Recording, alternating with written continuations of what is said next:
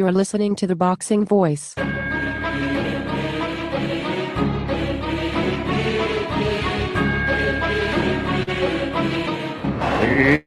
It's showtime! Welcome back, fans. Blood is good. Tire face, a mask of blood. Blood is emotion. Too much blood coming out of the eye. Blood is a story, a drama. Deep gash, blood pouring right into his eye. Blood is what we want to see in terms of passion. Blood streaming now from the cut in the eye, the nose, his mouth, his cheeks swollen, and he's still crawling. What we want is a bloody good fight tonight. We have Heather, the Heat Hardy. Is this you? This is me. I think I need to talk to you every night because you make me smile and blush. Oh, yeah. Never been a lame-o, never been a lame-o. Yeah, I love the strip. I'm okay. You're serious? You're serious? And that's the good thing about UK. That's why I can't hate on them guys, man. They love fucking boxing. No fighters in England. They all bums. Did you hear what this idiot just said? Yo, son, you're gonna get your ass beat by Molina, son. Are you fucking kidding me? He's overrated. Do some pushes for me right now. For the interview? Yes. Let those gifted hands go. Get out of here, Bird. Go home. What next? You want the final part of the food? You not even honest? You want the final part of the food? BoxingVoice.com. This is why we use the word sensation. All right, everybody. Welcome back to another edition of the Boxing Voice. Thank you for joining us. If you're, taking the time out to listen, we truly appreciate that. Couple of guys we got to give mention to. Left us a few iTunes reviews. One by the title of Mixed Opinions. So he's definitely not pleased with us and the audio quality. And we do apologize for that, my friend. We do. But got a few here. Darwin, I think it's Darwin. That he says that I cut people off and I mute people. Well,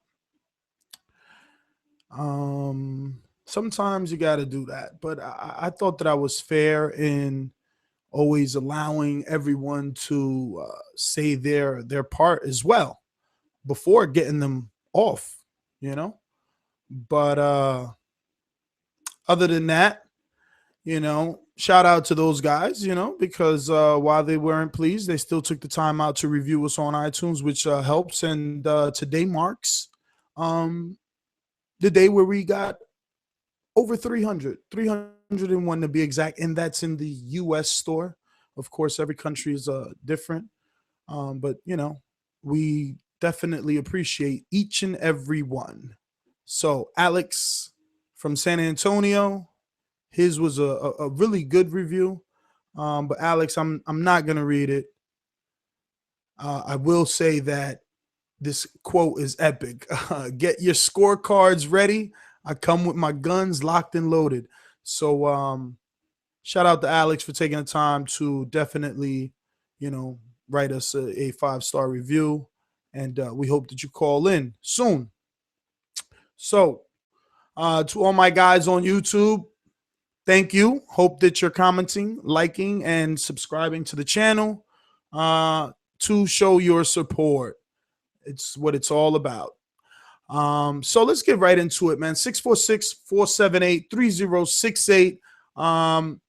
B-Hop Kovalev is coming up, man. I want to see a bunch of Boxing Voice shirts in the building, all right? I mean, I know Jose's coming all the way from Canada. I want to make it easy to find you. So make sure, you're wearing your shirt. And if you don't got one, go get one.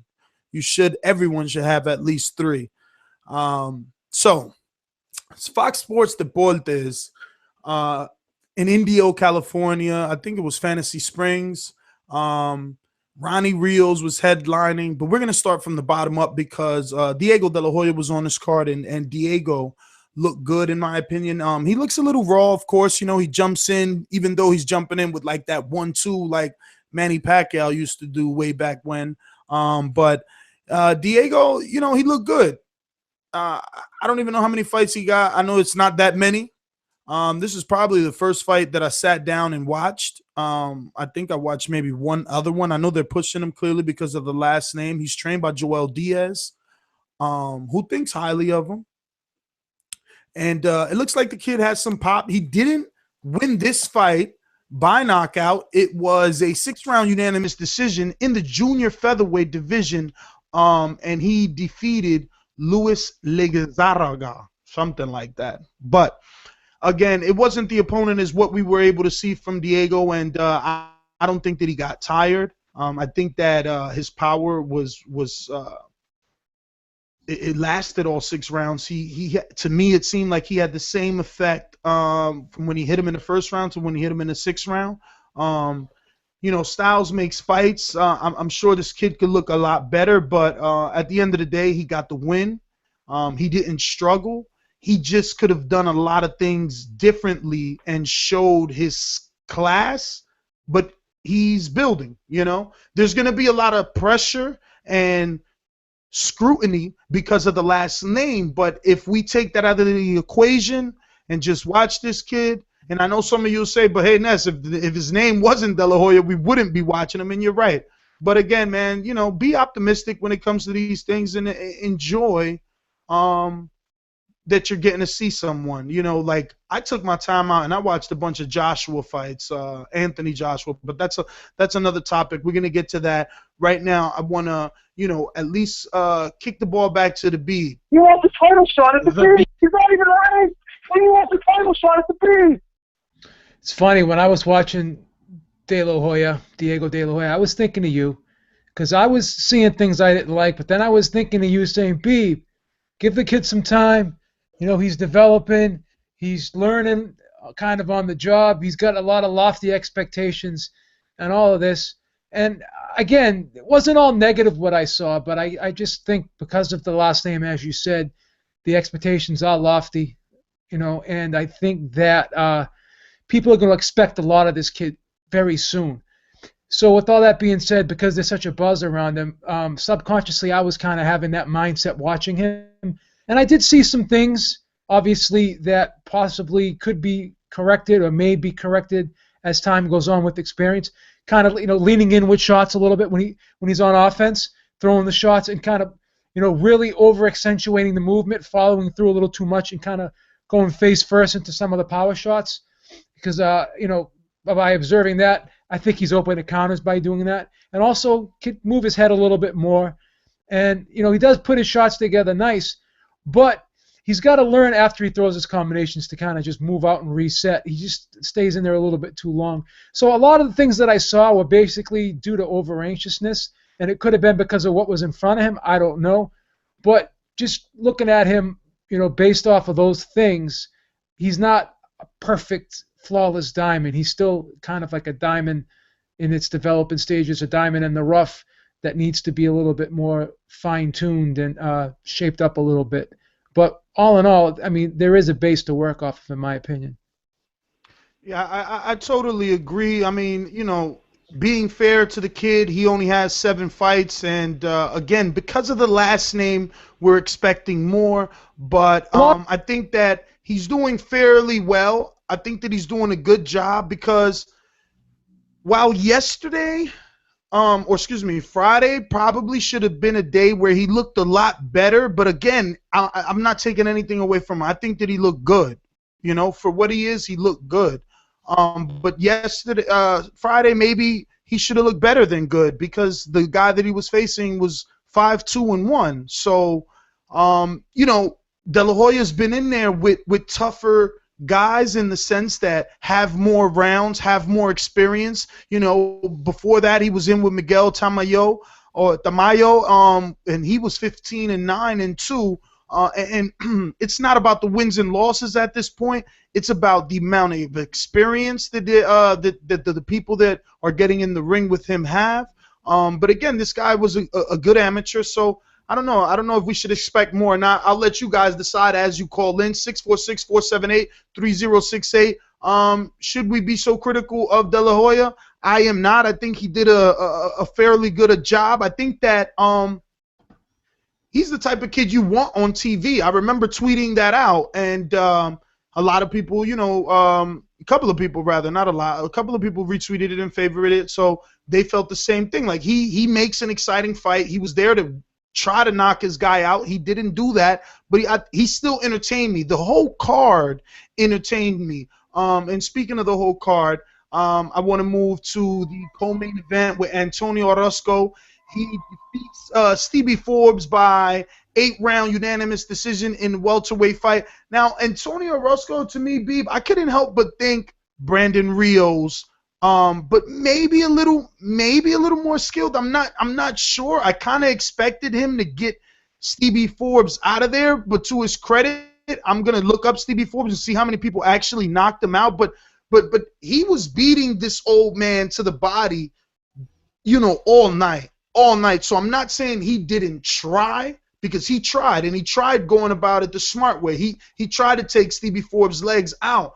But I don't know. I just I used to remember Vic always talking about Antonio Orozco, and I just felt like, okay, yeah, he should be beating Stevie Forbes. Yes, he beat Stevie Forbes in the manner in which you expect a heavily touted prospect to do it. But I don't know. Maybe shouldn't he made him quit? Or I don't know. I don't know. What did you think of that fight? Stevie Forbes has always been a durable guy, and if you remember, he fought De La Hoya, and he went the distance with De La Hoya, and he actually, swelled up De La Hoya's eyes. He's been known as basically a guy that, he's not the type of guy that will set the world on fire, at least not at this stage of his career. But he's the type of guy that, if you're a rising prospect coming up, he's a good guy to fight if you want to get rounds in. So I'm not surprised this fight went the distance. I'm not surprised at all. It kind of went the way I expected it to go. Orozco, he's a decent fighter, but again, a lot of these guys that I've seen on these Golden Boy Live shows, they just seem like you said, like Brandon Rios type mentalities. They have that mentality like, I'm going to try to put on a show. I got to go for the knockout. I'm going to really throw all caution into the wind and, take chances and make a show for the crowd more so than just win and think about the next day. So I think these guys are going to do well fighting the level of opposition they're fighting, but I question whether or not, when they move up, if guys who are technically sound, guys who are better, guys who are more seasoned, guys who are very cerebral in the ring, if they're not going to be figured out and they're not going to be dissected, because a lot of these guys like Orozco seems a little bit one-dimensional, kind of predictable with his offense, likes to get inside and just wing the body shots, throws a lot of looping shots, a lot of hooks, and that's his game basically. Doesn't throw the jab with consistency. His thing is, I want to get in your chest and I want to go to war with you, and he tried to do that with Stevie Forbes. And to Stevie Forbes' credit, because he's so cagey, because he's so durable, and because he knows how to go rounds and survive in there, he was able to survive in there and make a fight of it. Stevie Forbes, obviously, as I said, not to beat a dead horse, he's on the the ending stage of ending stages of his career. We all know that. But even in the ending stage of his career, he's still a good trial horse, a good test, a good I hate to use the word stepping stone, but he's a good gatekeeper for these guys on the come up. And he did what he was supposed to do. I mean, he obviously he went in there to win, but again, he just doesn't have the skills, or he just doesn't have that youth behind him where he doesn't have those reflexes that he once had. He basically fights off instinct now. He just has those skills embedded in him. He knows how to fight, and he knows what he wants to do. But the thing is the body just can't keep up with the brain at this stage of his career. So, because he's so cagey, he made this fight interesting. And I think that, all in all, it's to be expected when you look at the two styles. Well, I just want to add that Stevie Forbes is 3-9 in his last 11. 8-3 in his last 11. And Kareem Mayfield knocked him out about 4 fights ago. Again, I just kind of expected more. And I could be being overcritical, but to me, Stevie Forbes was there to be had. He has a sparring partner's mentality that was evident during that fight. He threw very little punches. Even when he was effective, it felt like he didn't know he was effective, and he didn't continue to do what was getting him success. I believe that he was in his sparring partner's mentality, like I said, and unlike you, I don't call it like a gatekeeper or anything like that. I call them barometer fights because these fights give us the ability to gauge now where Antonio Orozco is. Granted, you can't make your full assessment off of just one fight, but Stevie Forbes is a guy with a slick defense, but at this point in his career, very little offense, and I felt that Orozco probably should have done a little bit more. That's all I'm saying. I think he should have done just a little bit more. But can I jump in real quick about Stevie Forbes? I remember that fight, and that actually was the first time Stevie Forbes got stopped. And it's so ironic because I thought it was a bad stoppage, number one. And number two, it was in the final round with a minute left. So, it was a questionable stoppage because Stevie Forbes really wasn't hurt. He just wasn't really answering back with enough shots. He was kind of laying in there almost like he wanted to sucker Mayfield into something. But, yeah, that's interesting that you say that because that actually was the first knockout loss of his career. And he's been in there with some decent punches. No, he's been in there with names. De La Hoya, Berto. I mean, that was a questionable stoppage, and it was actually a TKO, and it was the first time. So, I just want to keep it in perspective that Stevie Forbes is not a guy that goes quietly. That's just from my observation.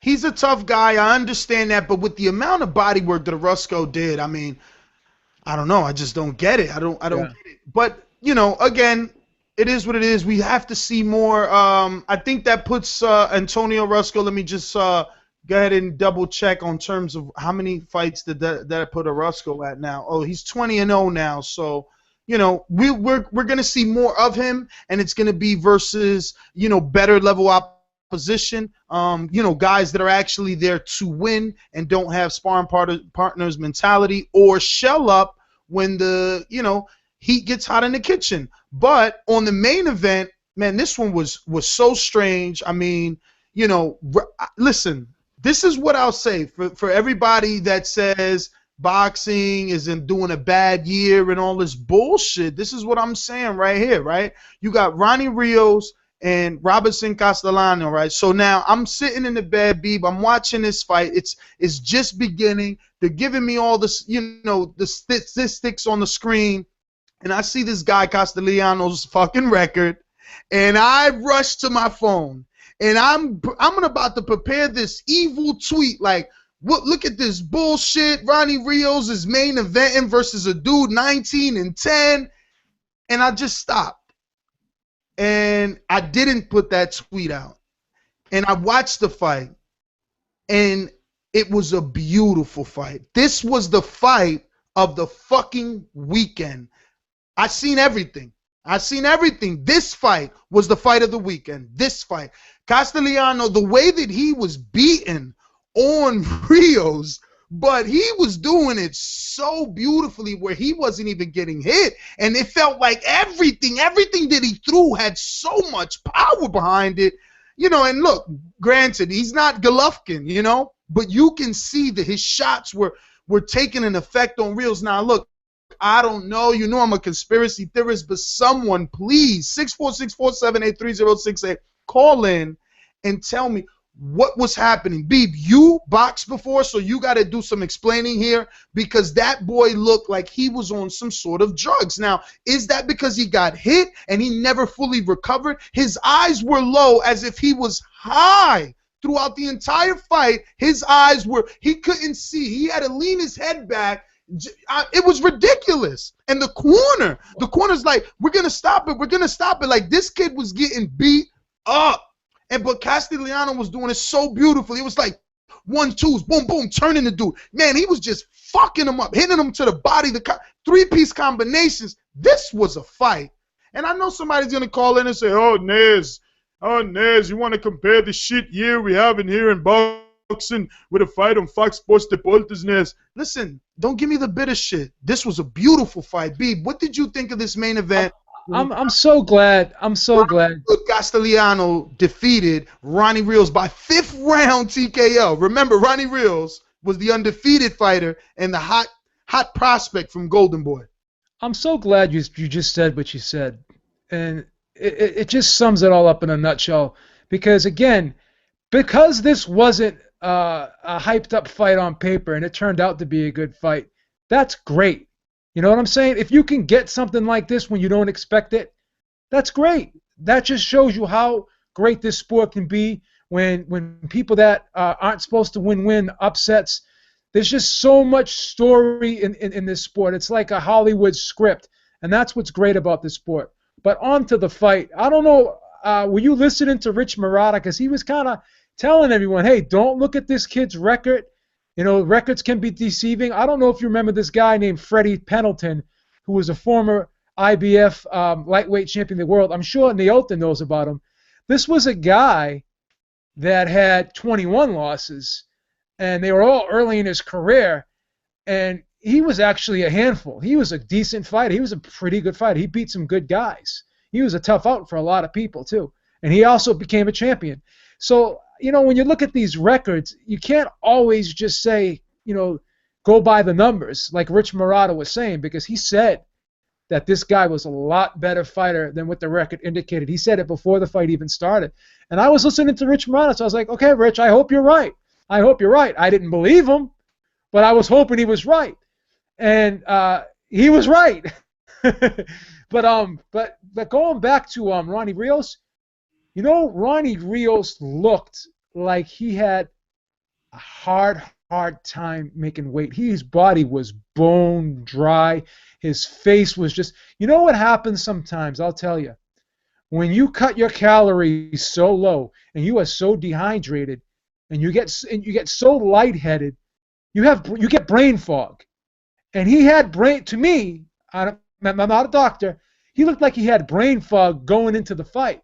He looked like he went through hell trying to make that weight. And I'm just speculating, but it's just my opinion. He looked flat. He was throwing punches. He had nothing on him. So, to me, something was off with him physically, possibly, you know, because of weight issues, as I said. But something was off, and he left something in training camp that, you know, he did not bring into the ring with him. He was really flat. And he just didn't have it all. And I don't want to take anything away from Castellanos because he capitalized on that, and that's what he's supposed to do. But they may have to take a look at Ronnie Rios and see, hey, can he make this weight? Did we do something wrong in training camp? Did we overtrain him? Did we do too much sparring in training? You know, what did we do wrong? Because evidently something was done wrong in training camp. Now, let's get to the trainer. That guy had to be the worst trainer in history. Sitting there screaming and yelling and being hysterical in the corner, giving him no instructions whatsoever. You know, when you have a fighter like that, you have to give the guy instructions. You have to make, you have to, bring sanity to the situation. You got to calm the situation down. You got to bring normalcy to the situation. This guy did nothing but exasperate it. What a joke this guy was. This guy was just like I don't know what he was. He was trying to be like some type of motivational speaker, but he was sitting there lambasting Ronnie Rios, screaming and swearing at him. What the fuck are you doing? What the fuck are you doing? Oh, evidently he's not doing the right thing. You need to get him back on track. So I just think that trainer was useless. Yeah, man. The trainer didn't give any direction at all, but Rios looked like they should have stopped the fight a long time ago. Like, he just wasn't doing anything but taking shots. Like, he did very few punches in between those rounds. But you're right. Shout out to Richmond. What's his last name? He has a Rich Marotta. Rich Marotta. He's been calling fights for a long time. He's based out of Las Vegas, and he's always at the Las Vegas Hall of Fame. I think he's usually the speaker there, the host of the Las Vegas Boxing Hall of Fame. And he knows his stuff. He's been around for a while. This guy, Robin Hood, I love the nickname too, Robin Hood Castellano, he hadn't lost since 2010, and he just got his first loss in 2014 versus Rene Alvarado, which I don't know. I hope Nelta calls in. He hasn't called in a few shows. I'm pretty sure he knows these guys. I think I saw that guy on a Pacquiao undercard, if I'm not mistaken. But in that time, though, Beeb, he did beat Celestino Caballero and Derek Wilson, who Derek Wilson, again, it's a barometer fight that I use Derek Wilson and I kind of rate guys highly. Like I watched, I think it was, what's his name? He's an older fighter too. He's in New York base and he's always on the Bella cards. But yeah, he beat Derek Wilson and it was a really exciting. You know, it's funny. You know, it's funny. He also had the WBC silver belt. I know that's, we go crazy with belts.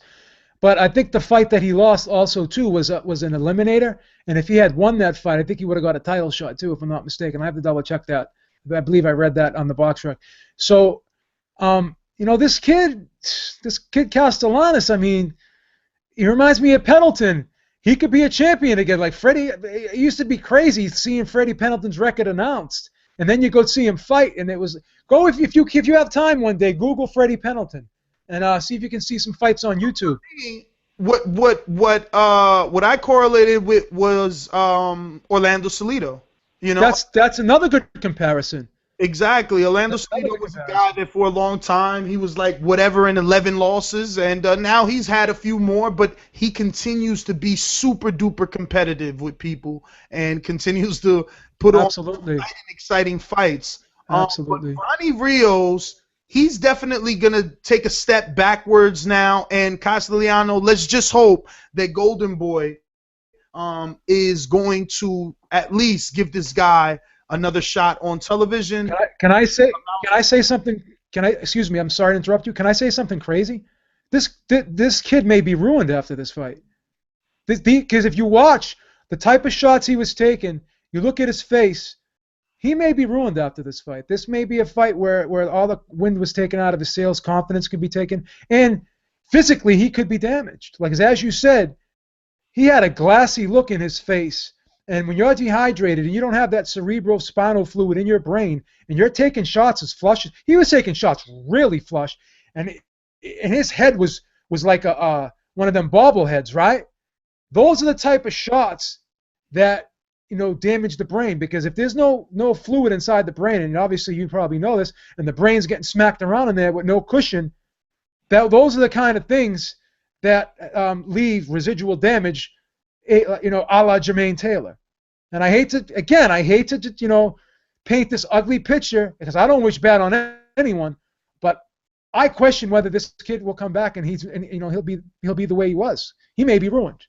Well, let's hope he comes back. Many said the same for Glenn Tapia, and he looks to be on his way back. He just knocked out a guy that guys don't normally knock out on his comeback trail, and comeback stories are the funnest. They're the best. So here's where the confusion happened over the weekend, and I don't know, I'm on the East Coast, so anybody that calls in 646-478-3068, press 1 if you want to talk. Remember, press 1 if you want to talk. The confusion comes with Telemundo and beIN Sports, two channels that did a phenomenal job this weekend, except for the mix-up in the scheduling.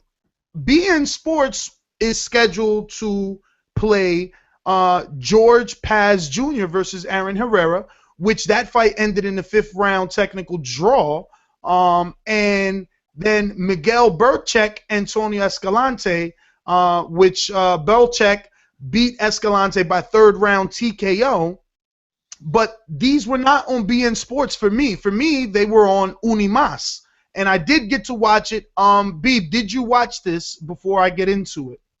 No. I gotta really get on my game here, because I probably have Unimas, and I think you told me I do, and I gotta really take a closer look at the schedule, and I gotta look at these fights, because these are fights that I'm missing, and if they're available to me, I gotta watch them. Because you say that you're watching them, so there's really no, at this point, this is the last time I'm gonna be saying this to you, that I didn't watch like this, because I'm gonna make a point to watch everything I can. If I have the channels, I gotta watch these fights. I have to be way back when the Beebitis first hit the epidemic started to spread that day. I did say that I was gonna attempt not to argue with you as much and just educate myself more. So I've been watching a shitload. Like I don't know, man. I know you have. I know you have. You're gonna have to tell me if she's mad because I am ODing. But I will say that I'm not gonna get into the George Paz Jr. fight. This is the reason though why I don't watch as much, because George Paz Jr. like there's no reason this kid should have been headlining. I don't care who his father was. He had 5 losses, and I know losses don't mean anything, but I seen the fight with him and Herrera, and it was horrible. There were 2 super duper mediocre fighters, and the fight ended in a technical draw. Now, Miguel Belchak, worth watching.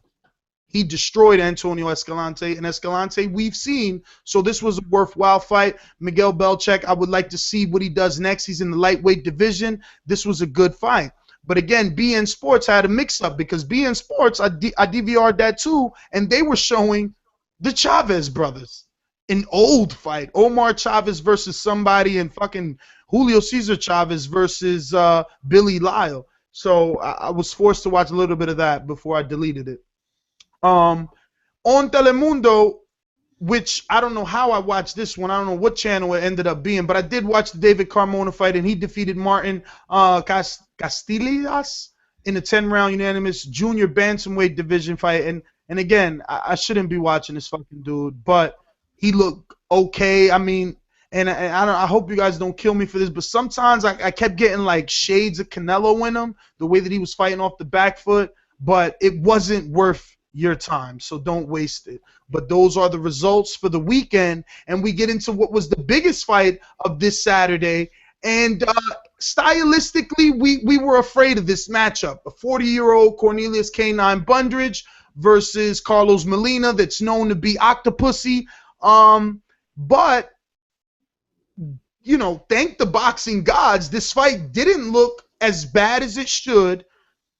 Brundage, while his age totally showed and he was gassed after the 4th round, managed to drop Molina like twice in this fight.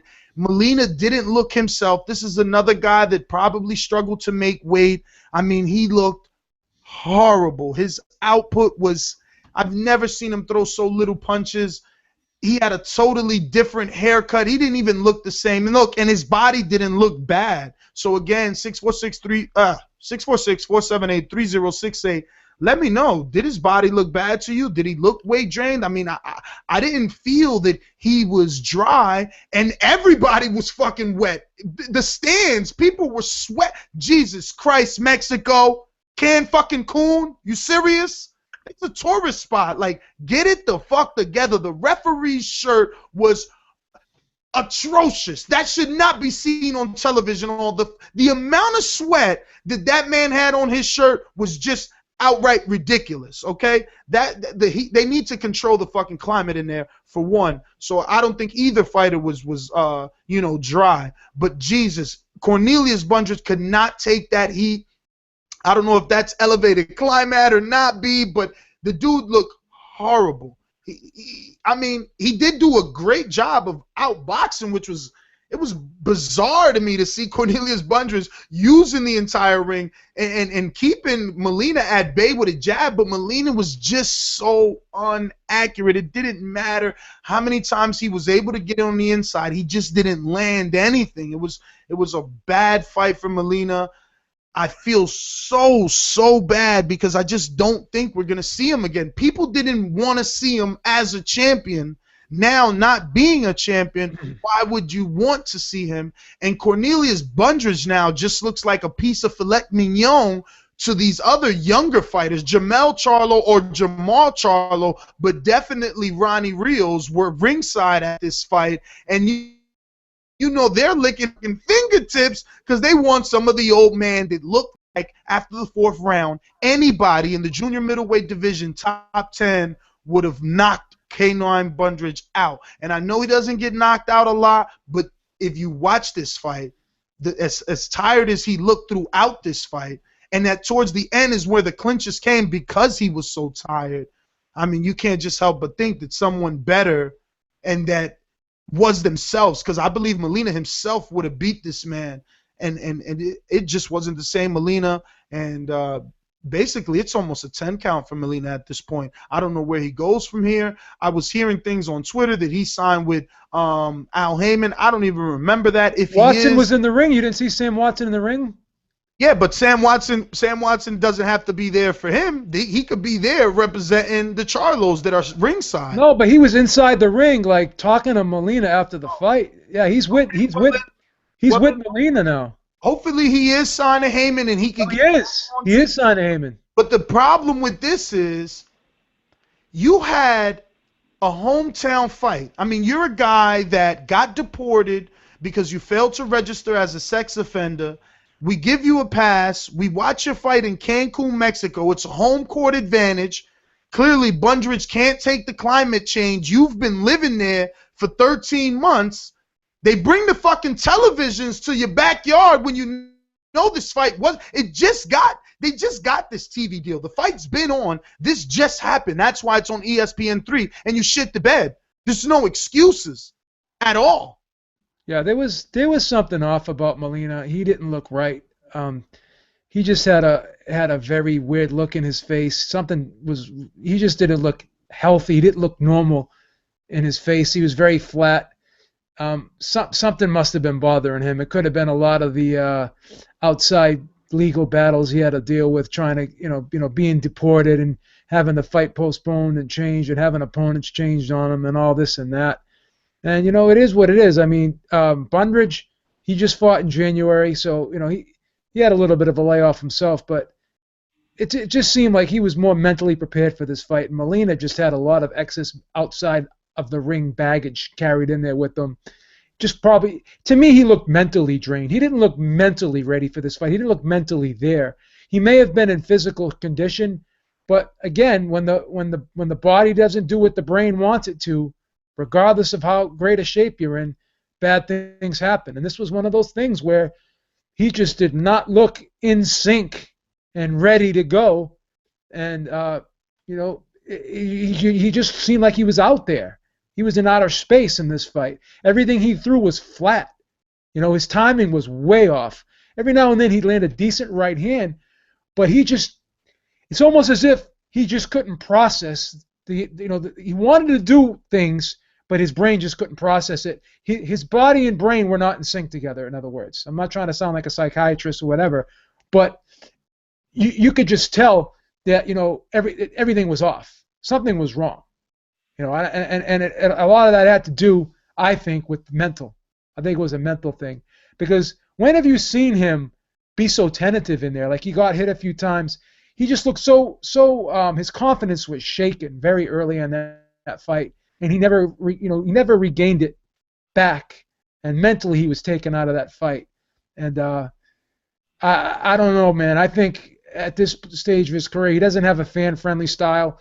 A lot of people aren't banging down the doors, as you said, to watch him. So it's going to be tough for him to get more significant fights, more TV fights. Hopefully he can hang around the top 10 and maybe become somebody's mandatory. But we'll see. It's amazing, though. I was talking to someone at the gym that watched this fight too. And, when you look at the opponents that Molina's been in with, been in there with a killer in Kirkland and was winning that fight, arguably beat Lara, you know what I mean? Beat Ishe Smith. He's just been in there and he's given everybody hell. And who would have thought that a guy, like you said, Brundage, not known for his boxing ability, would fight a very tactical fight, would fight, set up the punches well, would show patience. Because he's normally the guy that goes in there and makes the fight ugly and makes it sloppy and kind of goes in there and tries to maul you. This was a guy that was cerebral. He had a very comprehensive game plan, and he took his time, and he set the right hand up. He was actually counterpunching at times as well.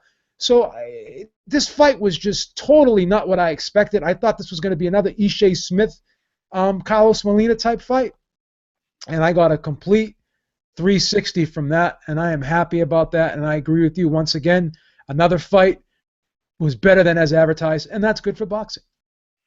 And at the end of the day, it was 2 top 10, 2 top 15, 2 notable names. And again, I said this for the Thursday show.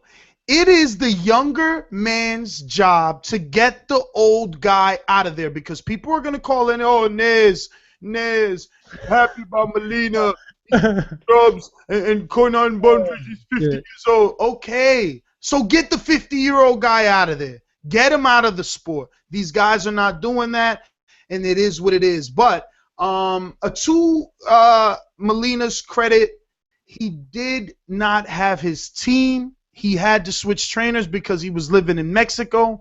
Maybe that took some effect, but yeah, everything was just array. Everything was just is in disarray, I should say. Everything was just a mess. The whole situation. He just didn't do enough for the fans to want to go to the trouble of trying to find out what's next with him. I hope that there is something next because it's an unfortunate story. He got his first title, and then he got deported, and clearly something happened from there to there because we've known Molina to be way more game than what he showed this Saturday night. But credit to ESPN. I hope that you guys tuned in. If you didn't, you can always go on ESPN Watch and catch it on replay on demand. So it was very simple for me to watch it. I think if you got a regular Apple TV without jailbreak, you should have a Watch ESPN app. I watched it on my HD screen. It was phenomenal. The stream it felt like I was watching cable. It never froze for me at all. It never got pixelated. That stream is really nice. That ESPN3 stream, it's beautiful. I totally agree with you. I was content, and like I said, my stream was so good I could see the people sweating. Oh, but I will say, best freaking ring card girls ever. Shout out to whoever put that together. It looked like Televisa, man. And look, again, I told you it was hot in there, but I don't know. Those girls look like they had some baby oil on. Go check it out.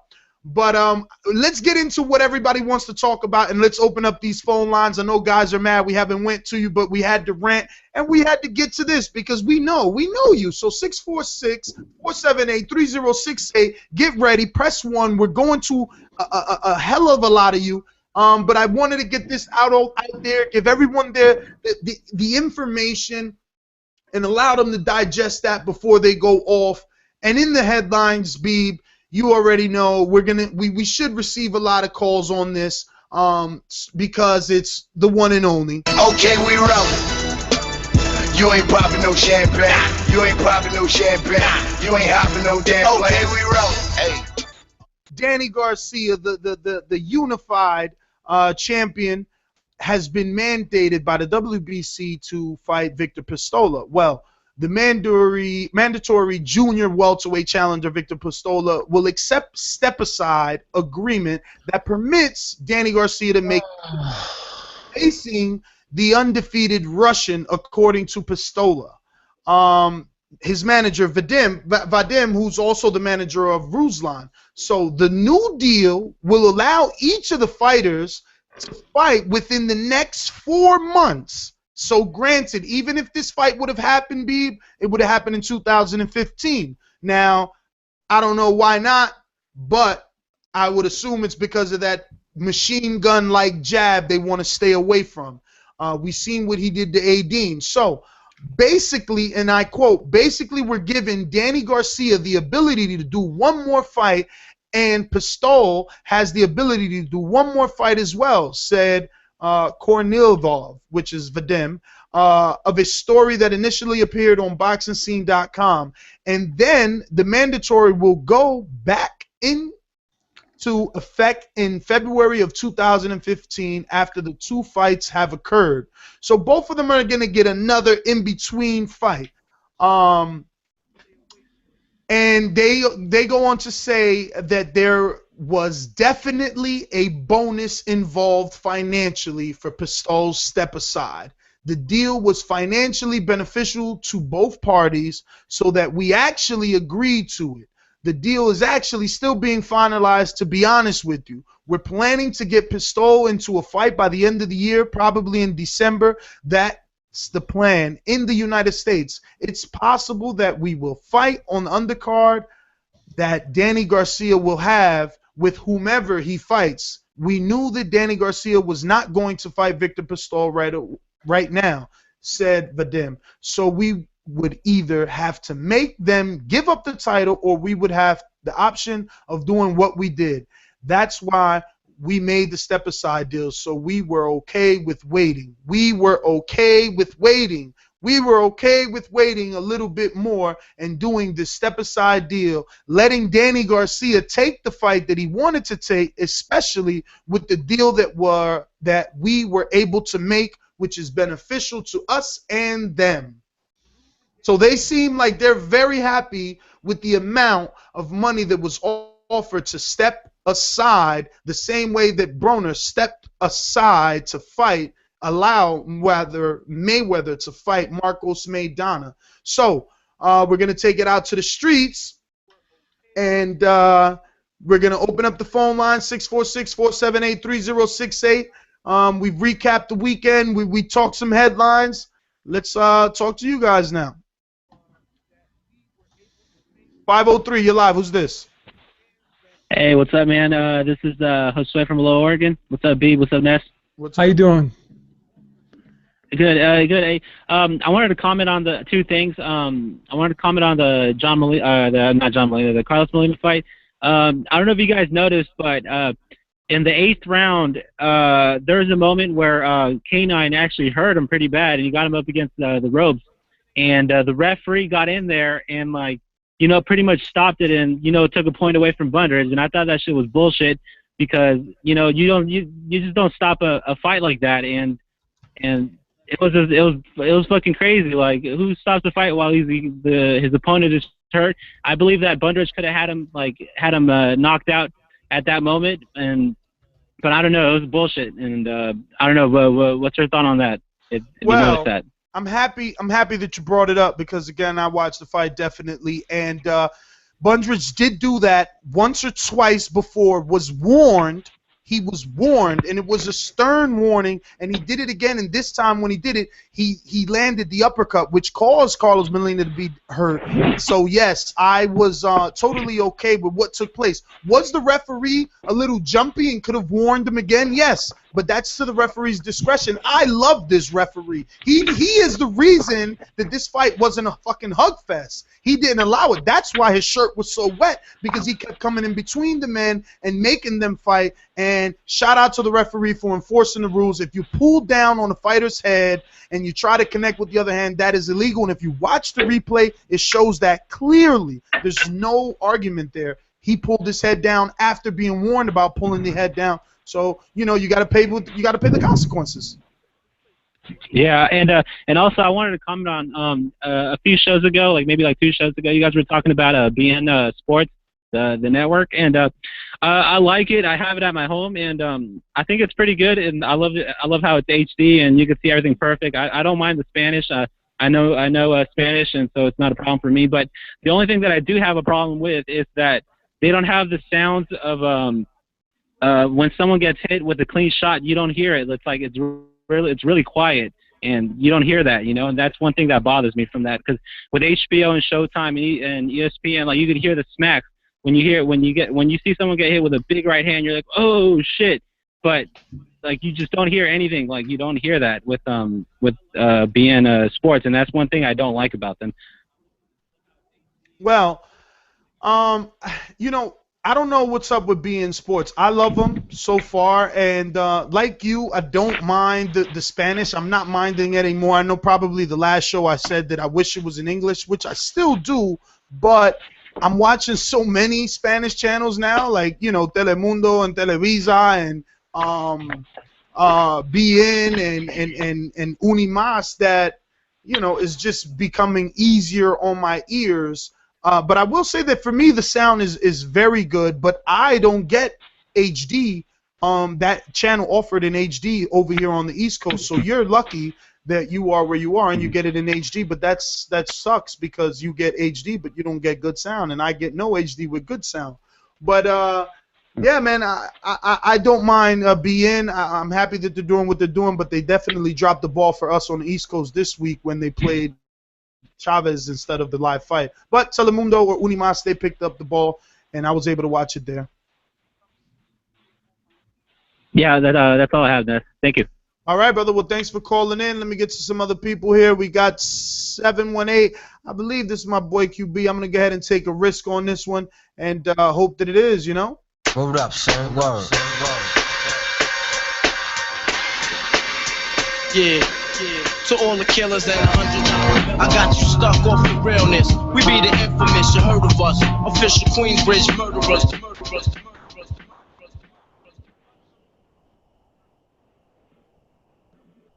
QB, what up?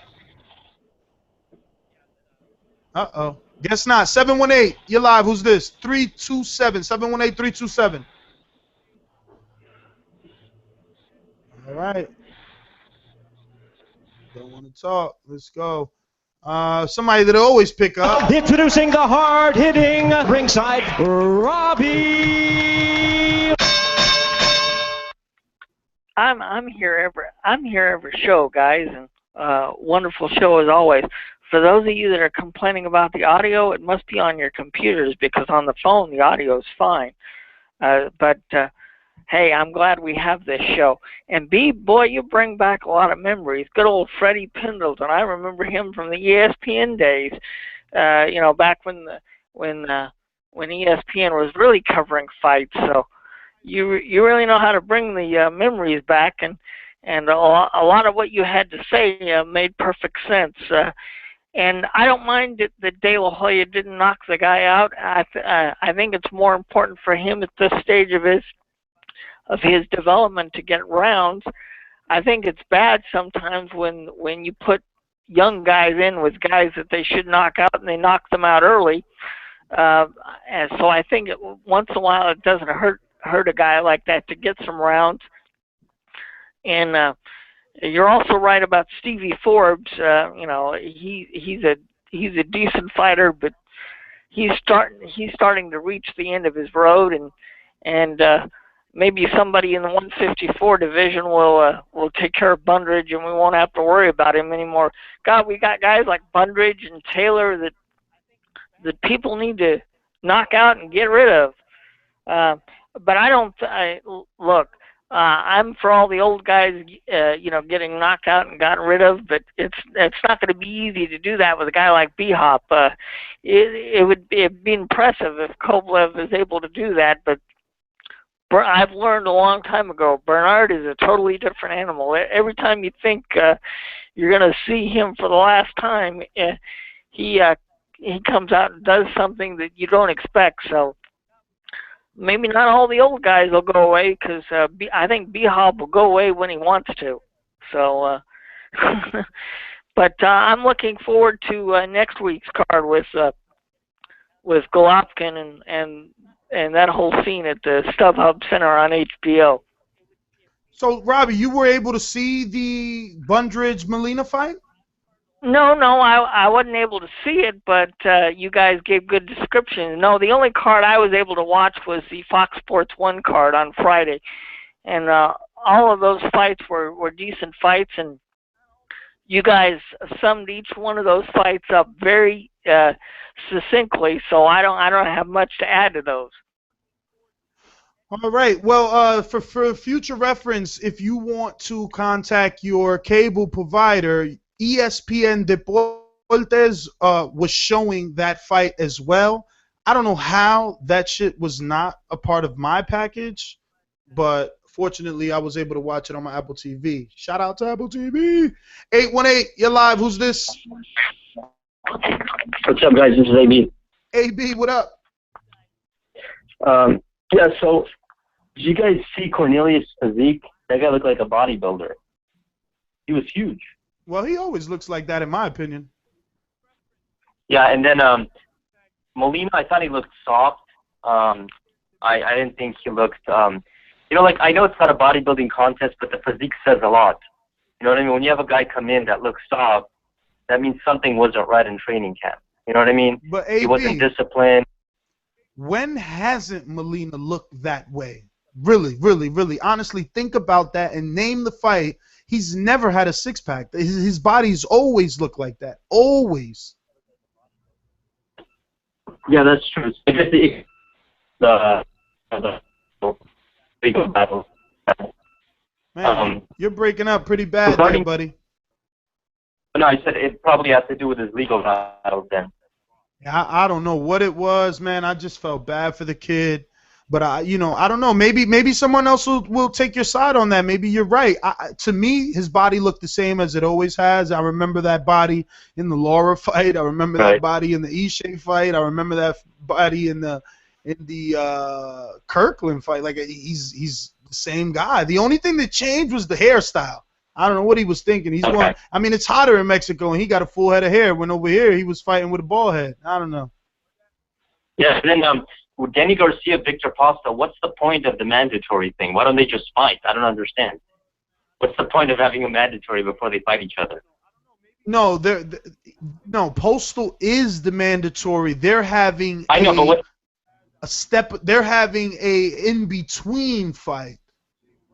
But what's the point of that though? Why don't they just fight? There's really no point of it. Usually when something like this takes place is because the champion is going to fight someone.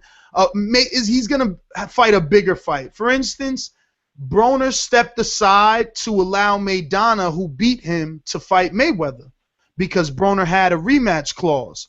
So he took step aside money. In this case, Victor Postol is taking step aside money to allow Danny Garcia to have another fight, and he will also have a fight on the undercard of Garcia's fight, but allegedly it's for Garcia to have a bigger fight. But from what we've been getting, we may or may not get that because some guys didn't consider the Herrera fight a big fight and much less of the Salka fight. So if we get anything in that that remotely resembles that, it's probably not going to be good, and Garcia is going to continue to ruin his image in the eyes of boxing fans, and he's losing his momentum for sure. The days of him knocking out Khan and the days of him knocking out Morales, those are gone. Those are gone. What we're remembering now is some of you really, really lunatics remember associating the blood in a Judah fight with him, losing a 9-3 fight. But, most people remember the Herrera fight and felt that he lost that. And then you mix in the fact that he took advantage of Salka.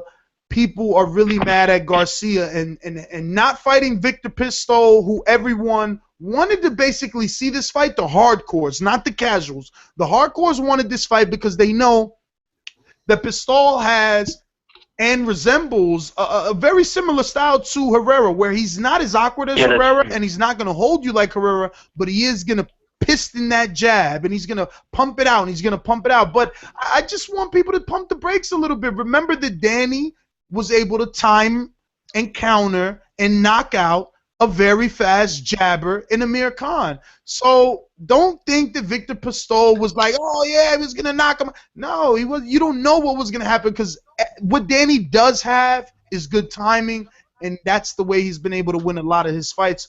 But yeah, there's really no reason why they're doing an in between fight except for what I said.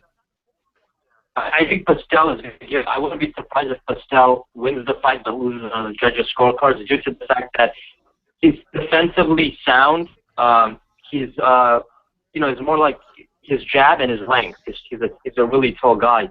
So I could see him easily. Outboxing Danny and just staying out of the pocket. Where Amir Khan, one of his problems is he stays in the pocket for too long.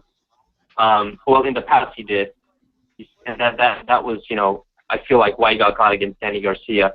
And, I just think you just go backward as a fighter. I mean, if you go from fighting Lucas Matiz and fighting Amir Khan to fighting Salka, just in terms of, I just think, you're going backwards instead of forward, right? You're supposed to challenge yourself and get better, improve your skills. I don't know. That's just the way that I see it. Yeah, man, I totally agree. It's hard to defend him when he is he doesn't say anything either. He doesn't defend himself. I mean, at this point, he's just proven that he may not really care. But we all know, that's why I don't get mad. I know people oh, you're a Garcia lover, whatever. But the case is, we all know he's not in control, man. I mean, if we're seeing guys, and thanks for calling in 818. If we're seeing guys we're seeing guys give up title shots for $1.5 million. I mean, clearly someone else is pulling the strings. It's obvious. It's obvious. But if you want to hate, then hate. You know, what could I do? 623, you're live on the Boxing Voice. Who's this? What's up, Ness? It's Alvin from Arizona. How you doing, man? What's going on, brother? Man, this week was the Stella's got a groove back week for boxing because you had all these old guys winning this week. I mean, you had Jermaine Taylor winning, you had Castellanos winning, you had K9 winning, and Friday was the best fight. Diego De La Hoya, I mean, he used to learn how to box a little bit, but that kid was taking some punch. That Ruiz kid, he was getting hit left and right, and he didn't fall. He was skinny as a tree, and he didn't even fall. And then they had the Roscoe fight. He was given it to Stevie Forbes, but Stevie Forbes is old, but he hung in there. And then the Castellanos fight, Ness, Castellanos did not even come in there to box. He came in there to beat Rio Sup. I mean, he just beat him up. That wasn't even a boxing match. And then if you saw the funniest thing that I noticed from the Cornelius fight, Ness, was at the end of the fight. K9 obviously knows no Spanish. Because when they were announcing the winner in Spanish, for some reason, I don't know, he got the interpretation wrong. He threw up his arms and he got mad. He thought they gave it to him. And then all of a sudden, when they said his name in Spanish, Cornelius, he had the funniest smile on his face when he turned around. Then he finally figured out he won.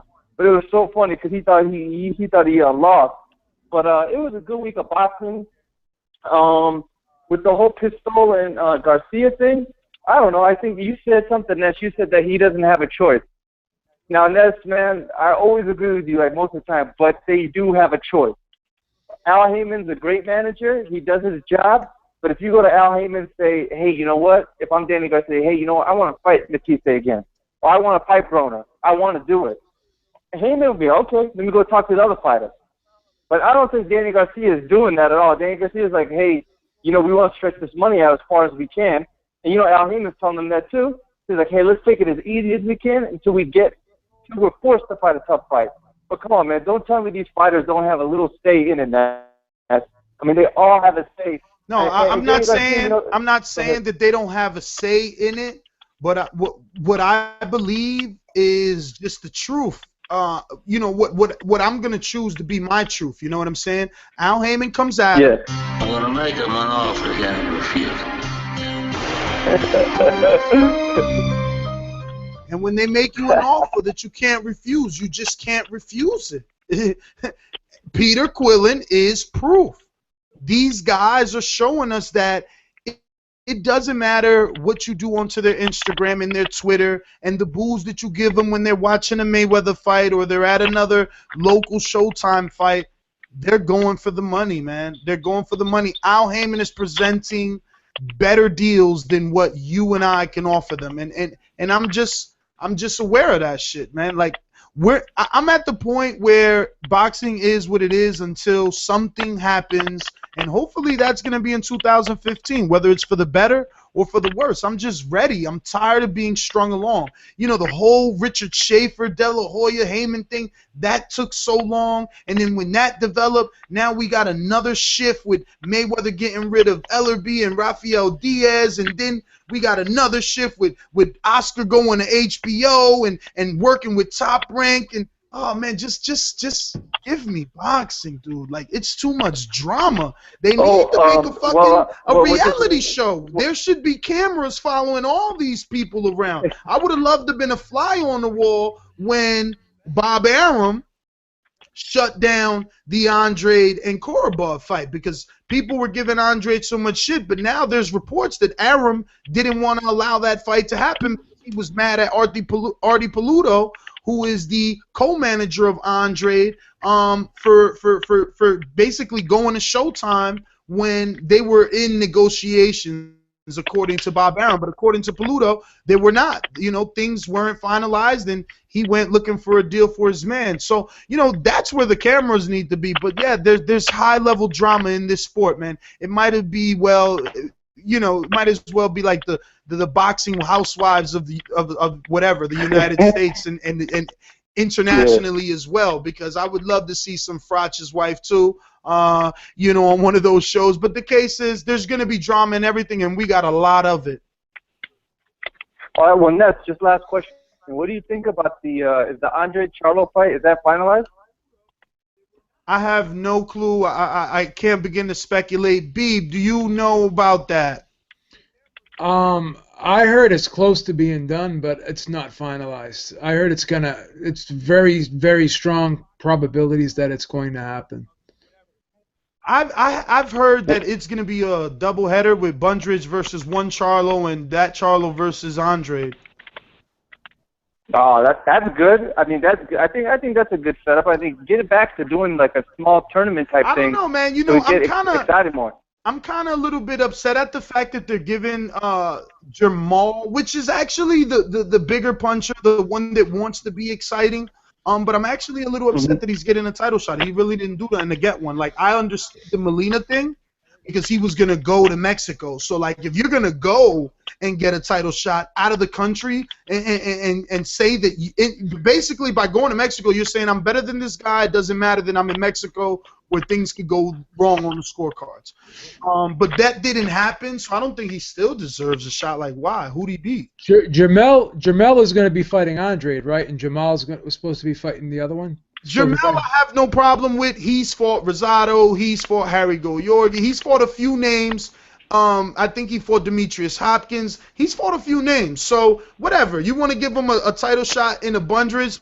Okay. Which one? So, Jamal's going to be getting Andre?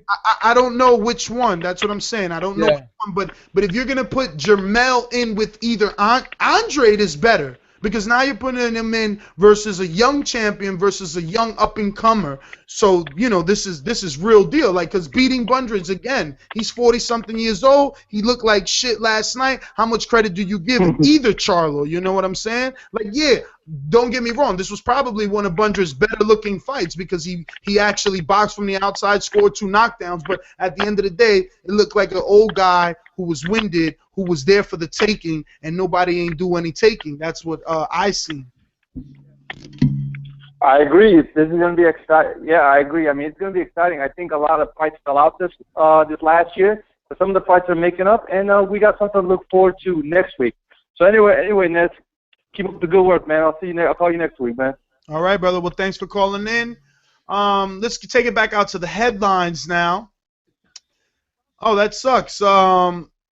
Because in my itinerary, Andre's Showtime fight December 13th, according to sources with direct knowledge of the deal, Andre will be facing Jermell Charlo, 24-11 on December 13th at the Mandalay Bay in Las Vegas. That means Showtime and HBO will have competing cards on the same night. The same city as HBO has a show, likely a triple header, topped by former welterweight titleist Timothy Bradley versus Diego Chavez down the strip at the Cosmopolitan. So, Showtime versus HBO here, Beeb, and it looks like the Andrade fight is a done deal, and it will be Jermell Charlo, the one that I expected to get a title shot, the one that fought Gabriel Rosado and a couple of other names, the one that definitely shows some discipline in terms of his fundamentals, and this is going to be an interesting fight to see. Yeah. I hope it doesn't end up being boring because both guys are boxers, but I think the fact that one is a southpaw and one is orthodox will make for either some head clashes or some straight hands down the middle. But the fact that they're competing versus Diego Chavez and Timothy Bradley again, it saddens me that this continues to happen. But I have Comcast DVR. I could fucking record like 9 shows at once, so I'm going to have to pick which one I want to see better, which will probably be Bradley versus Diego Chavez, to be honest with you. Really? I like the other fight better. I think that Bradley Chavez is going to be like you're going to see bigger punches landed, whereas the Charlo fight versus Andrade, that's going to be more Mayweather-ish. Like, I hit you, you can't hit me, I just hit you. It's not going to be, it's not going to be Bradley Pavatnikov at all. The Bradley fight may not be that either. It could, but it may not. I mean, it's going to be interesting to see what Tim Bradley does in this fight. Well, this is going to be the first time that Diego Chavez has a guy that he doesn't truly have to worry too much about the power, because I do believe that Bradley has power. I've seen him hurt Pacquiao. I've seen him hurt other guys, but he doesn't have that I'm going to knock you out power. Clearly, he was hurting Ruslan and kept Ruslan off of him all the rounds that he was able to keep him off him besides the rounds of the knockdowns. But, again, he's not going to knock you out. So let's see. Again, we got to give Diego – look, and I'm not excited about this, even though I'm going to watch this one probably more first. I'm not happy that Diego Chavez, with his antics on his last time on HBO, is getting another HBO date. But I am excited because I know that if he can fight the way that he did versus Keith Thurman, then it'll be a good, pleasant fight. You know, I think that he probably stoops down to the level of his fighter, and that's why he did the bullshit with Brandon Rios. And Timothy Bradley is a stand-up guy, and probably Diego Chavez is not going to do that again on HBO and lose his opportunity to be mainstream. But yeah. What does this fight mean in terms of its significance? Because that's what I mean. So that's why I've argued that for years, that over on Top Rank they'll give you better fights, but they don't mean anything. They pluck guys from different divisions and match them up because it's a good fight. Like this fight, this guy's lost his last two. What does it mean for Bradley? Absolutely nothing. If you go to the videos on our YouTube channel, shout out to Fernando Pimentel, very good videographer from LA. He was covering the fight for us. He's been doing phenomenal work out there in LA. He interviewed Joel Diaz, and he expresses his frustrations. So always remember, after any fight, try and remember to go to our YouTube channel. We're trying to be at every single fight for you guys. You know, we're fan driven, so we need you to go over there, like, subscribe, share, and comment, of course. But Fernando did a great job. He interviewed Joel Diaz. And they were forced into this fight. There was nothing else. They couldn't get anything else. Cotto said he wasn't fighting anymore, and that was it, you know? And it's been like that, and he expressed that it's been like that for their last couple of fights. The only guy that isn't mad at the situation is Bradley, and that's because he's getting paid handsomely. But people get mad at other people who get paid big money. But again, there is a big difference because Bradley is being paid well, but he's still fighting in competitive fights. See, no matter what, Diego Chavez isn't Rod Salka. No matter what, Ruslan isn't Rod Salka. And neither is Marquez. And those are Bradley's last three fights. So, well, and slide in a Pacquiao in between there, and you have a recipe for a guy with a phenomenal resume. But, B, your thoughts, which one would you watch first? Obviously, you said Charlo Andrade, but you know, any thoughts on this Timothy Bradley, Diego Chavez, and HBO Showtime going at each other again? Beeb. Okay, I'm at a loss, Beeb there. So moving right along.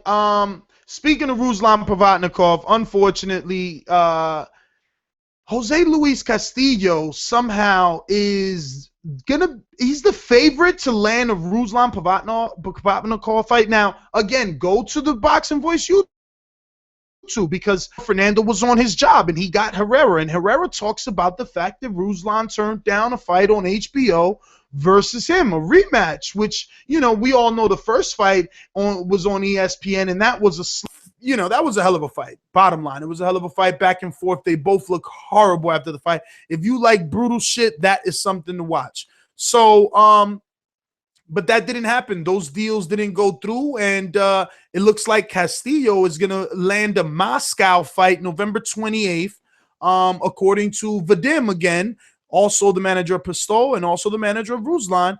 You know, he told ESPN.com. Another possibility is much better. Former weight titleist Julio Diaz.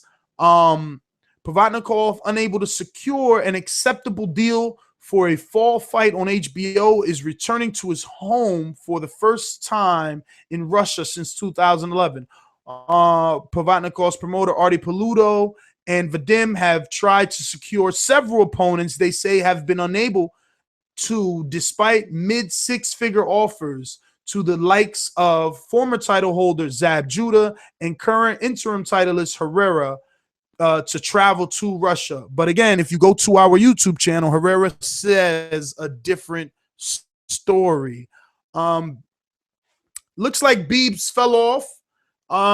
We got, oh, he's back. Beeb, yeah, I had kind of bounced back to you to see your thoughts on the Castillo-Pavatnikov fight and he possibly heading on over to Moscow November 28th.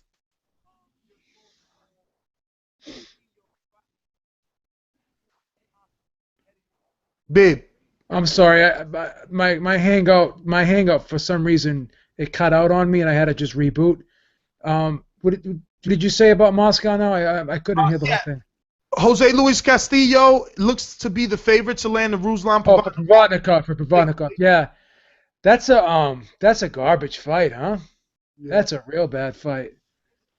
That's a real bad fight, man. I don't know. Again, talking about in terms of significance, what does that fight mean? You know, it's funny when you look at these guys and you see them in stay busy fights. These are guys who are right in the thick of things. They're ranked very highly. And you would think that they would take fights. Obviously, maybe they want to protect their ranking. I don't know. But you would think that they would be at a certain level where they wouldn't want to go backwards. It's almost as if they're going backwards in their career. You know, you get to a certain level, you climb, and you scratch and claw yourself to get to the top. And now it seems like you're repeating the process all over again. Let me interject with a little bit of rumor and sprinkled with a little bit of Ness. You know the way that I'm a conspiracy theorist, right? So there's a rumor going around that Ruslan's next fight should be on Showtime because he being Artie Paluto, secured the Andrade Showtime deal, and there is rumors of negotiations to bring Ruslan over there to fight the likes of everybody at 140. No need to mention names that fight on that side of the street. So could the fact that Herrera's claims that Ruslan is the one that turned down an HBO date because Ruslan probably wanted to stay off HBO where he probably had to sign a multi-deal contract and couldn't entertain a big deal over on Showtime now that they have money to play with since they lost Canelo, and he's taking a fight in his hometown to stay busy, to be able to negotiate, to come to Showtime? Well, let me ask you this, because that's a very good point, obviously. But are we going to see all these Golden Boy fighters now going HBO, and now very few of them are going to be on Showtime? So is this going to still be a Cold War, but the pieces on the chessboard are just going to change around a little bit? This is what I'm concerned with. I mean, because Steven Espinoza is talking a lot of trash about Oscar De La Hoya. Floyd Mayweather's talking a lot of trash about Oscar De La Hoya. And, you know, these guys are basically on the same page, Floyd Mayweather and Steven Espinoza. So are they going to try to freeze De La Hoya out now on Showtime? I know that basically, Steven Espinoza says, oh, no, we're not like HBO. We don't do things like that. But I don't know. I mean, obviously, Oscar is not happy with things over at Showtime. And, it's just funny how these people and these things change. Like, why? I guess you're what you're saying is correct. Maybe guys like Ruslan are tired of the top ranked type fights they're getting, meaning there's not much competition over there. So how many times can you rematch Timothy Bradley? How many times can you fight maybe an Alvarado or whatever? In other words, they're realizing that there's more lucrative matchups over on the other side of the street, and that's why they got to think of the future, So maybe it's just basically a strategic move. Yeah, I believe so. I mean, we're seeing another shift, and that's what I'm saying. I'm so tired of these shifts. That's why listen, we're gonna switch it up. Fuck HBO, fuck Showtime, fuck all them guys, and also for you guys to keep rating 2 and 3 stars because I curse. Fuck you. This is the Battle Dome, dude. Like, this is boxing. If fucking Mike Tyson could get on HBO or Showtime and say he wants to eat someone's kids and he bites someone's ear and we got guys hitting with each other with low blows and taking PDs, who gives a fuck if a guy like me is cursing a little bit while he's giving you like fucking, I don't know how many hours of my life. Like, please, this is the Battle Dome.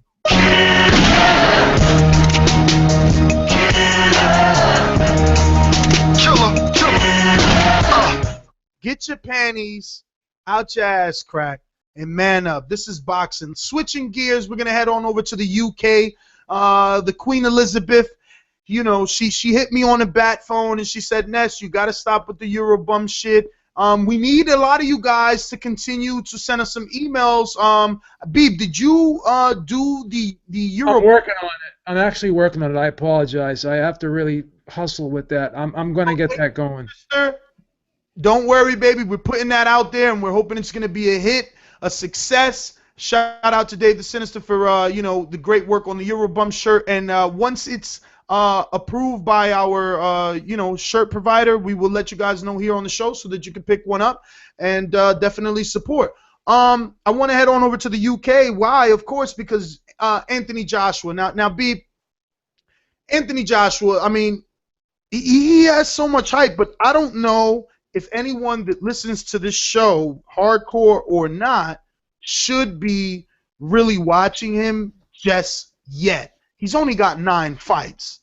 Again, I felt like, all right, it's only 9 fights. Why not, Ness? Do it now before it becomes more, and you got to go back and watch more. So I watched a lot of these 9 fights. The Skelton fight, the Baktov fight, obviously this Saturday's Baktov fight. I watched the leg fight. I watched a lot of Joshua, and what I see, and look, I will take that back. I said he was fat. This dude has the body that I want. I'm pretty sure my wife would be happy if I looked that. This dude is huge. So he's 6'6". This guy is big. Big guy, and he's got 9 wins and 9 KOs, but he's really raw. I mean, I think he's Olympic gold too, which is odd because he is raw. I mean, he's raw, but he's strong physically and both, you know, when he's throwing punches. So he's already scheduled. He just fought Saturday. He's already scheduled to fight Michael Sprott, and we know Sprott. So again, barometer fight. Yeah, Sprott's got a lot of losses. He's old, but these are the type of fights that young heavyweights or young fighters in general are supposed to fight on their way up. I will say that my assessment right now at 9 fights is Anthony Joshua keeps his hands way too low, very too low, and he doesn't really have too much of an inside game, in my opinion. He kind of leans on his fighter. He's very physical, which he pushes him away with the forearm, kind of like Mayweather, but since he's so strong, it looked like almost what Tyson Fury did to Steve Cunningham, and then he loads up on that right hand.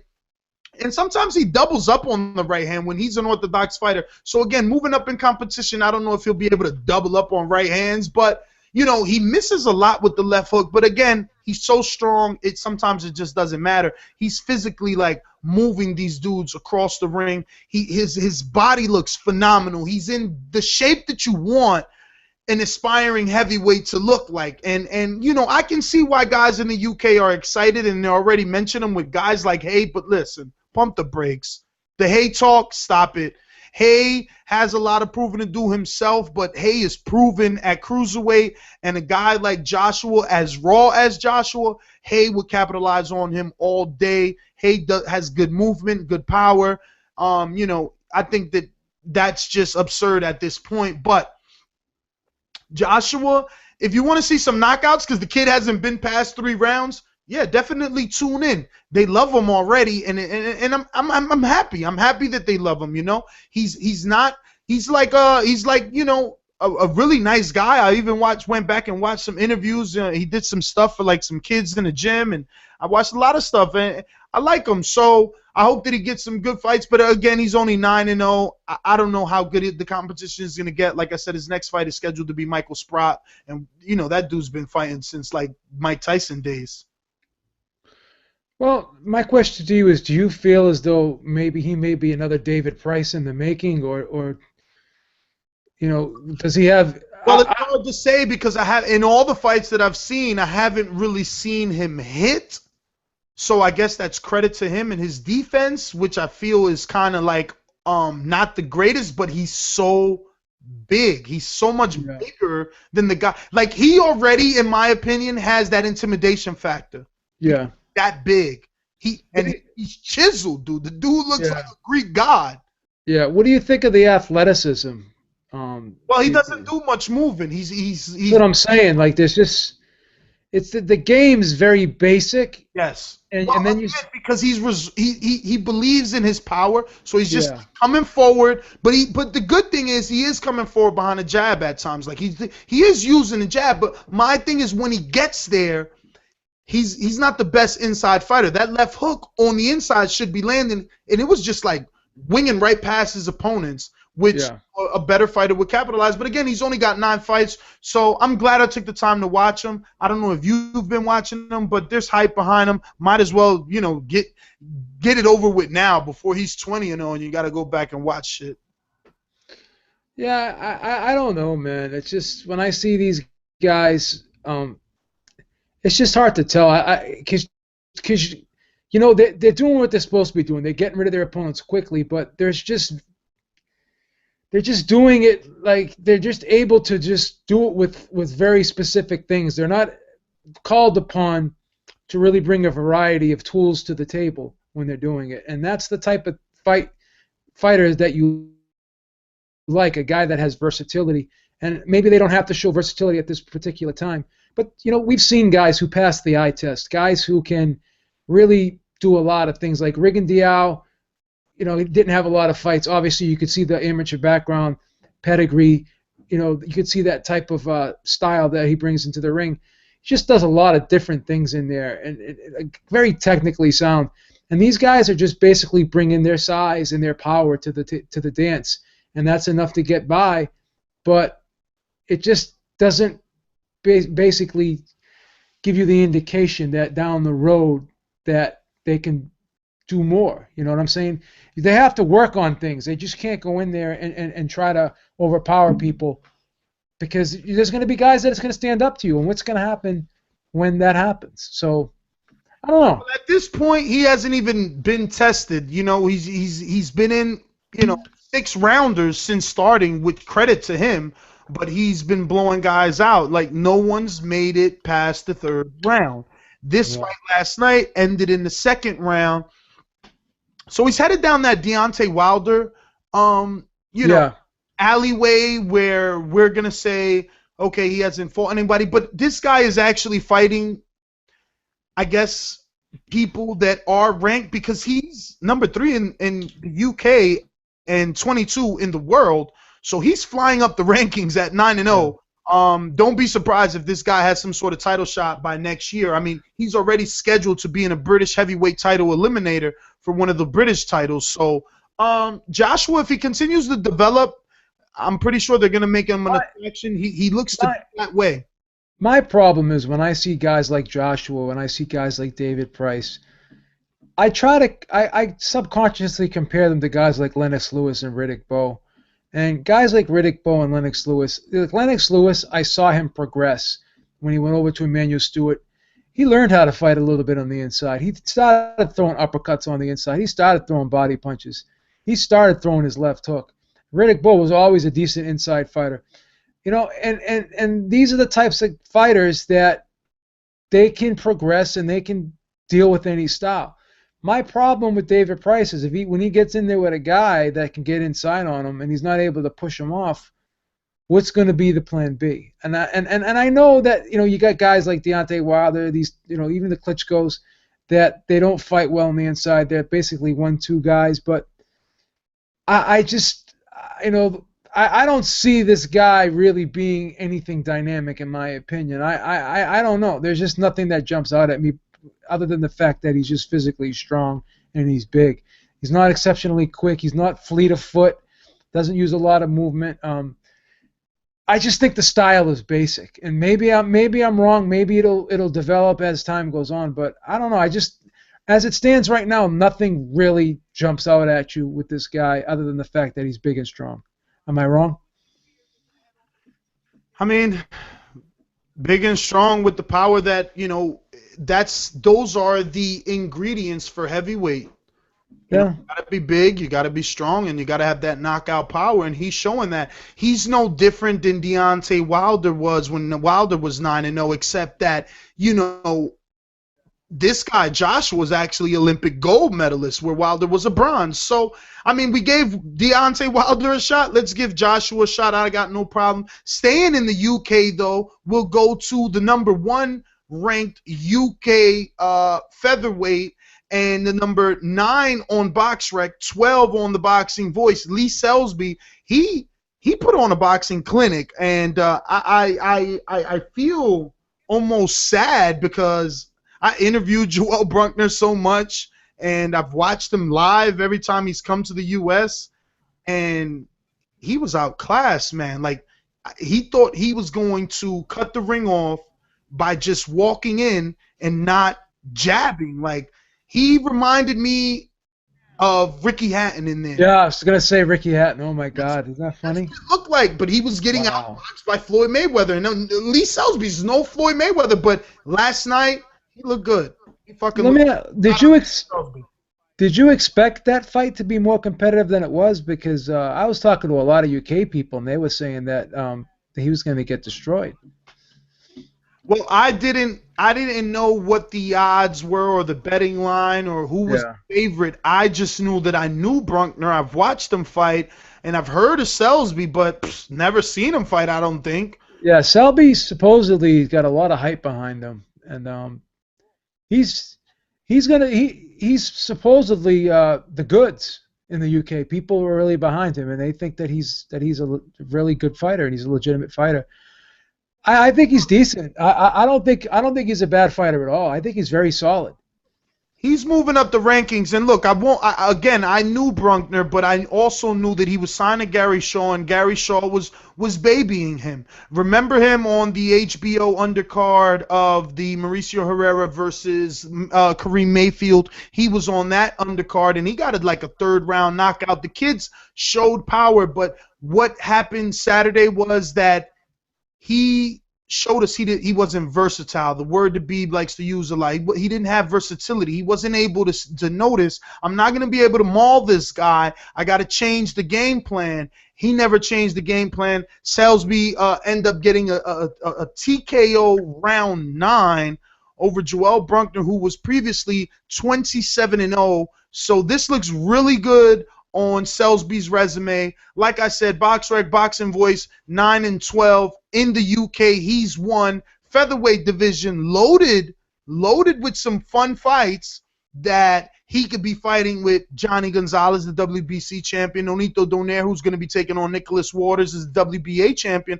Abner Mars is there. Like I previously mentioned, Nicholas Waters is there. Suempe Vidnyeka is there. Isvani Gravic, but I don't see him beating any of those guys. Like, maybe, no. What about Gradovic?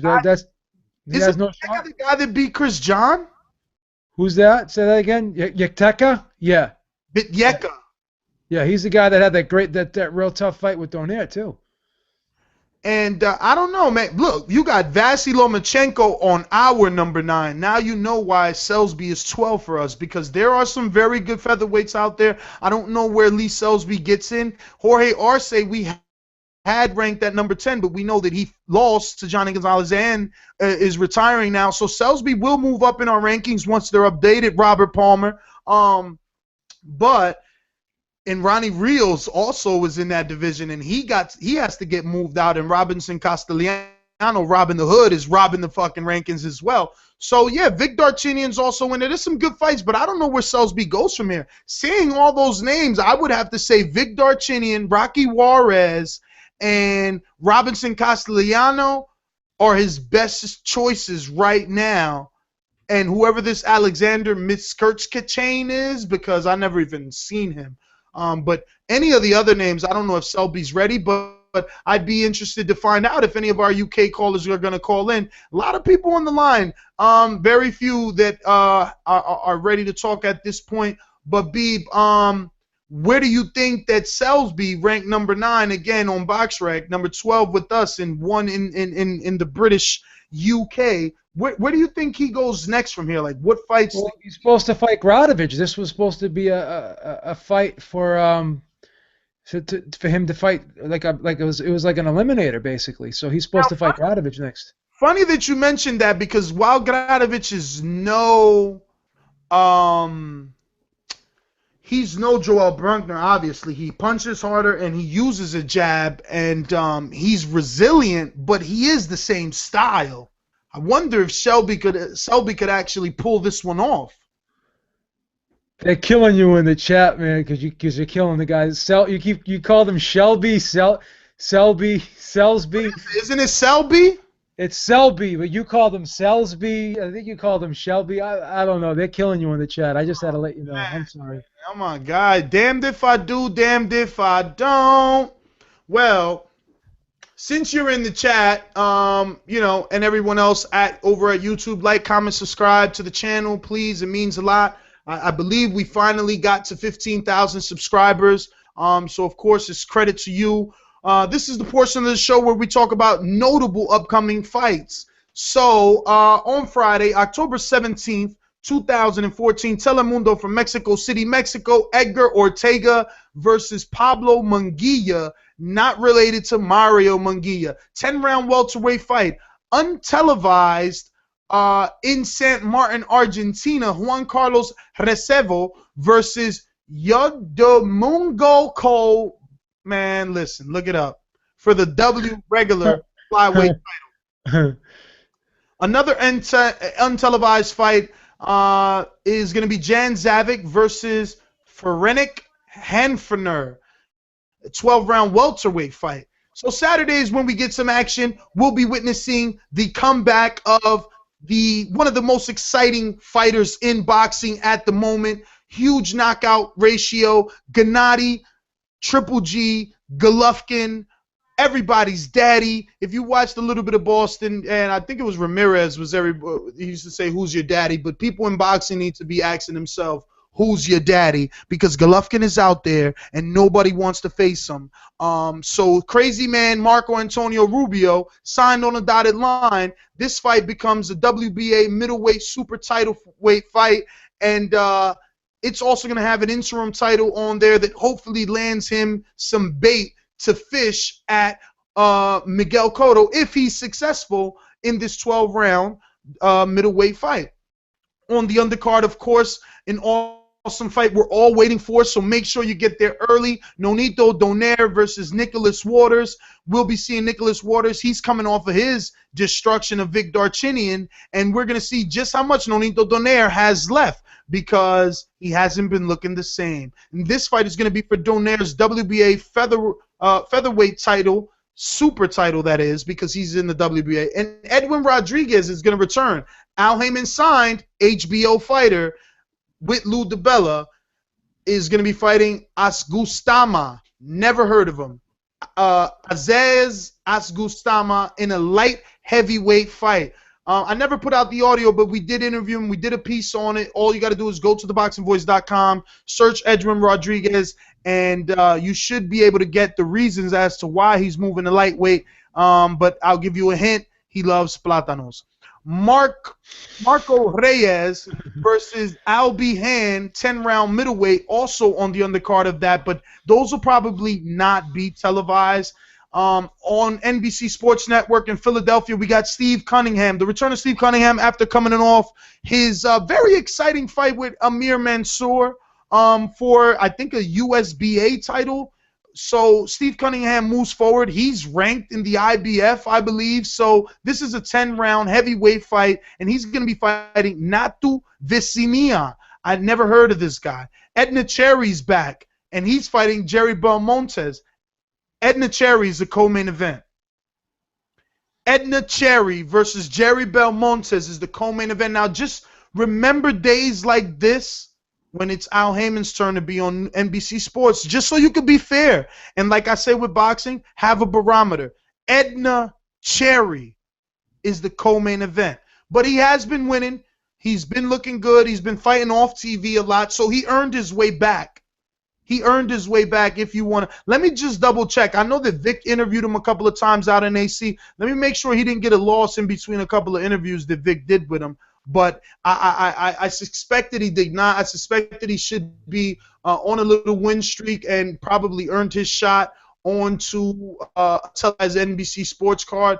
And I will have that information for you right away, because these are things that we got to keep in perspective when we start, yeah, he's been on a win streak since 2008, staying undefeated, not fighting big names, but he did get a win under Vicente Escobedo in between that time. I remember that was one of the fights that Vic was at. He also beat Guillermo Sanchez, kind of a veteran, not too many fights, but Sanchez has been in with a couple of guys. Guillermo Sanchez has also been in with Joel Diaz at 130.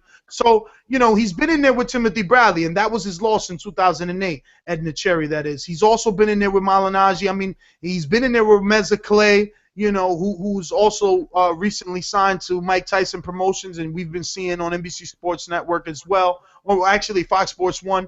He's been in there with Jose Armando Santa Cruz. He's been in there with some guys, This is not a bad fight, but again, Edna Cherry, he's 32 years old, 6 losses. He's been around the block. He's got 32 fights, actually 41 fights. He's been around the block. But he's going to be the co-main event, and also Tyrone Brunson versus Del Carlo Perez. So we're going to do the chat room roll call. But before we do that, Beeb, what are these notable fights? Of course, without breaking it down, since we got to save that for Thursday, which are you most excited for? Obviously, it has to be something on the HBO card. But yeah. Never know. Surprise us. I cannot wait for this Nicholas Walters Nonito Donaire fight. I am really excited about that fight. I think it's going to be. I totally am excited about that. Let me flip it to you this way though. What do you think? Do you think that there's a slight possibility? How big of a possibility actually do we have that Antonio Rubio could actually stand up to the punches of Gennady? I have absolutely no confidence that fight's going to be competitive. Not at all. Wait a minute. So there's no way, no how that Rubio can, I don't know, go all 12? No, I don't see it. I'm going to go out on a limb right now, and my over-under is 4, and I'm taking the under. You're serious? You're serious?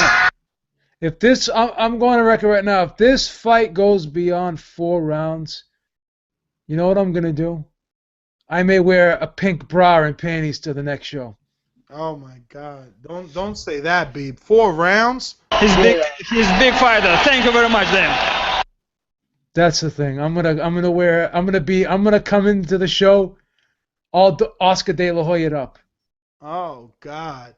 Well, I hope that Triple G can make this fight look good, even if he ends it early like he did the Gil fight. I hope that he continues to sell out, the StubHub, which he did. They opened up extra seating. I hope that he could become a draw to force these guys to want to fight him. When he becomes the Sergio Martinez, both in cash cow of his division and is as dangerous as he is, it's going to be a beautiful day for Gennady Golovkin and K2 Promotions. But, on that note, let me tell you guys thank you for listening. We're going to get out of here. We got our Sunday shows to listen to. You can find me on Twitter at NesGTO.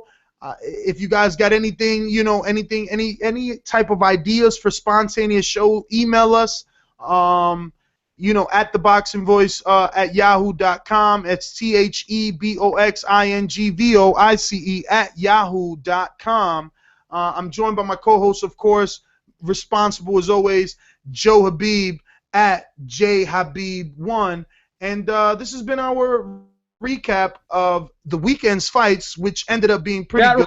Chat roll call. We didn't do chat roll call. Chat room roll call coming up. We got Ari Gold, Beeb, Gute, Dave the Sinister, who made the Eurobum shirt. So definitely send us your emails, support Dave, and when that shirt goes live, probably Monday, support them. Die Hard Casual Fan, El Dude Boxing Commentaries, Goon 28, guess, all these freaking guests, so lazy.